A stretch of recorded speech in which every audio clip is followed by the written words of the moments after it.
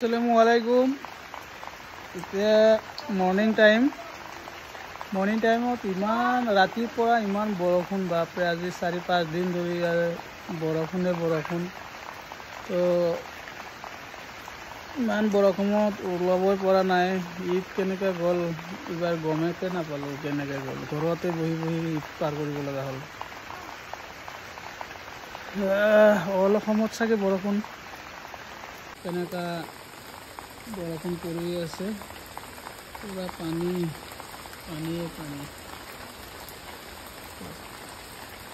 পৰি আছে টিপ ৰাতি আৰু পুৰা বতাহ দিছিলে পথাৰ একদম ভৰি গৈছে এইটো মৰ্নিং টাইমৰ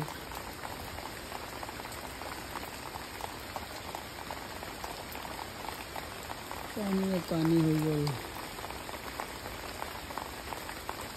পথাৰ ভৰ্তি পানী